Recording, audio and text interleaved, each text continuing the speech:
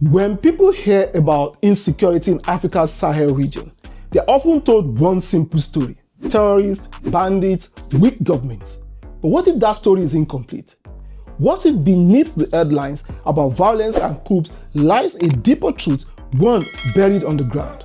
Recently, the United States deployed at least 100 troops in Nigeria, not for combat, not for occupation, but to train and support Nigerian forces battling insurgents in the north. On the surface, that sounds like counterterrorism cooperation.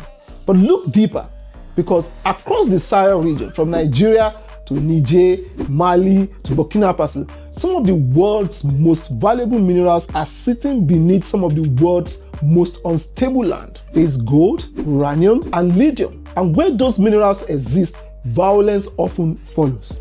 So this week, we're asking a difficult question. Is Africa's insecurity really just a security failure, or is it also a hidden resource war involving global powers hiding in plain sight? Welcome to the Insight Podcast.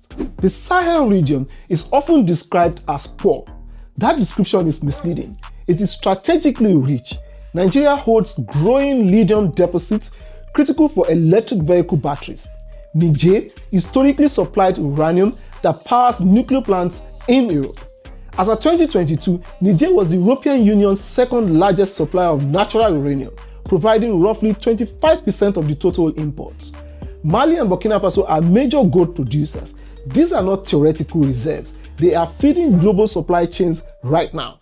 Now consider this: many of the areas richest in minerals are also the areas most affected by violence. That overlap is not coincidence, it is structural. In many Sahel communities, the state is weak, but the minerals are not. Illegal mining becomes revenue. Armed groups tax miners. Gold is smuggled across porous borders. Profits buy weapons, and weapons expand territory. In northwest Nigeria, illegal gold mining has been linked to bandit networks and arms trafficking. In Mali and Burkina Faso, extremist groups have financed operations by controlling artisanal mines. When governments lose control of their resources, violence becomes the alternative governance system. And once that cycle begins, outside powers take notice. Now, this is where the global powers come in. Just days ago, approximately 100 US troops arrived in northern Nigeria. They are the first batch of a contingent expected to be no less than 200. The role: training, intelligence sharing, and technical support. No direct combat mission. The deployment comes as insecurity escalates in mineral-rich parts of the region. Officially, this is counter-terrorism cooperation. However, in a region where mineral wealth and instability overlap, security and strategic interests are rarely separate. But the United States is not alone. Europe, particularly France, has long operated in the Sahel region, partly tied to uranium and energy security. China focuses on infrastructure, mining rights, long-term extraction agreements. Russia, on the other hand, enters through security partnerships and, in some cases, private military contractors, often in exchange for access to gold and mineral concessions. Different approaches, different tools, but same terrain, mineral-rich and unstable. When multiple powers converge on fragile states, the line between stabilization and strategic competition becomes blurred. And Nigeria sits at the center of this dynamic. It is Africa's most populous country, a major oil producer, an emerging lithium source with an expanding gold sector. But weak mining regulation allows criminal networks to exploit vulnerabilities. If Nigeria strengthens resource governance, the region stabilizes. If it does not, insecurity radiates outward. To help unpack this further, I'm joined by Dr. Saheed Babajide Owonikoko, a senior lecturer and researcher at the Center for Peace and Security Studies, Modibo Adama University, Yola, in Nigeria's northeastern region. First, I asked him, drawing from his research and experience, how strong is the link between natural resources and the patterns of insecurity we see across the Sahel region? There is a very strong link between natural resources and the pattern of armed conflict we see in the Sahel region. And what research has shown us is that these natural resources, the context in which they exist, most times serve as a resources that an armed group can grab in most situations and use proceeds from it to finance their activity. Then another thing that you find very prominent in the Sahel region, of course, is the fact that armed group control and take ownership of most of these natural resources. Take, for example, you have gold. Gold pits are controlled by armed group, and they allocate it to people who can mine them and give them some kind of proceed. That also goes into financing their insurgency. And lastly, I'm also going to talk about the fact that management of these resources, even by states, also generates a kind of grievance that most armed groups always take opportunity of. Take, for example, gold mining in Agadez around late 2000, I think around 2010, 2011. The Agadez people were not happy that gold was mined and used for national, development. But the area where the gold is being mined is suffering from environmental degradation. So in most of these contexts, armed groups take the grievance that the local people, take from it, and they always take that opportunity to, get the people to their side. Most situations, this is what we see in most cases in the Sahel region.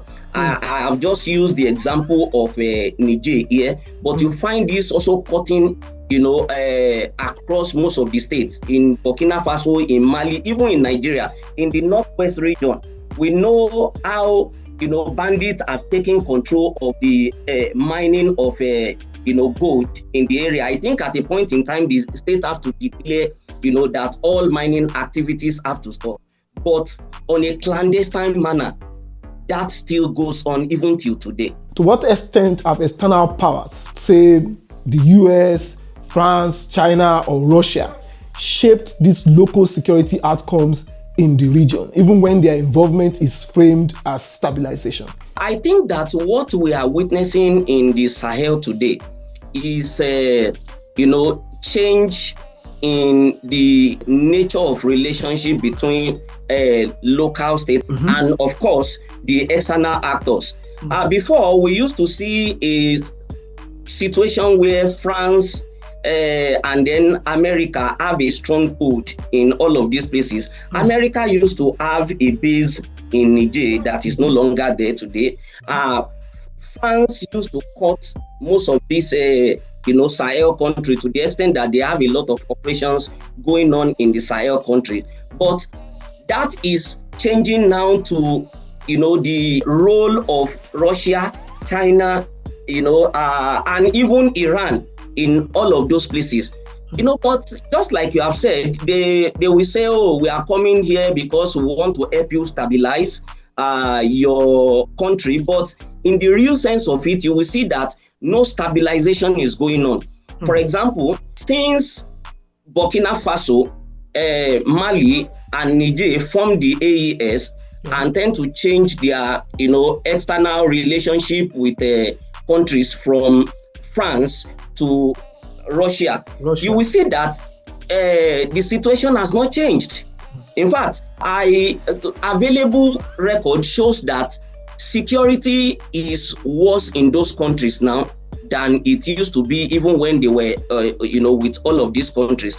And I think that all of these countries are coming with their own personal interest, that is guiding them. China has acquired a lot of mining pits today in Mali. They have acquired also in Burkina Faso. I don't have much information about that of Niger. But in all of those places where they are mining, security is still very worst.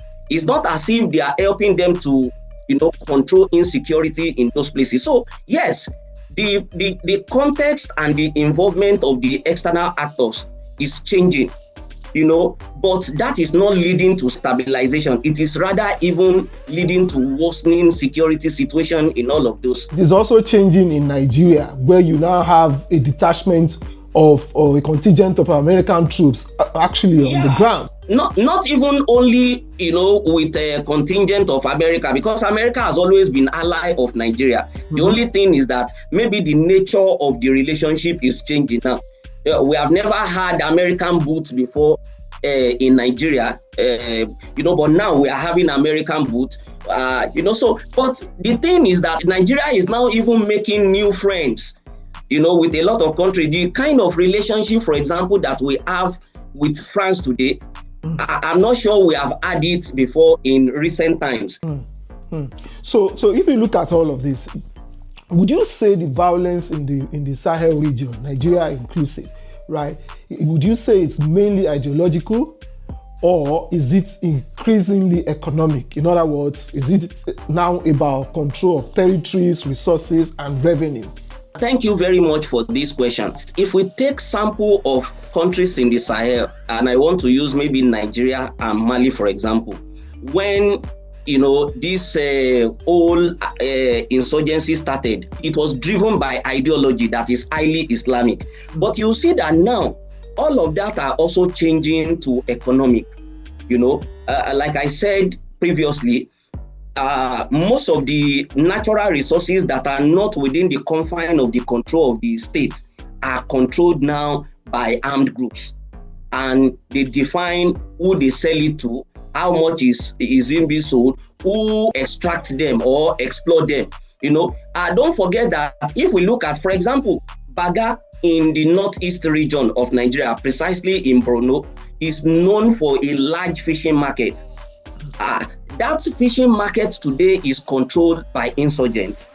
So you have also areas that are controlled by ISWAP today, that ISWAP allow people to go about their own business, and people just pay royalty to them in form of maybe zakat and in form of tax, like jizya, tax for defense. You also pay jangali, tax for maintaining or having protection over your cattle. Now you've heard from an expert. The Sahel crisis is not only ideological, it is geological. It is about who controls what lies beneath the ground. Africa is not insecure because it lacks value. Africa is insecure because it has value. Until mineral wealth is transparently governed, communities protected, and external interests aligned with sovereignty, instability will regenerate regardless of troop deployments. That is Africa's hidden resource war. I'm Adejun Oshoyinka, and this is the Inside Vodcast, connecting the dots between the forces shaping the African experience at home and abroad. If you found this useful, like, subscribe, and share.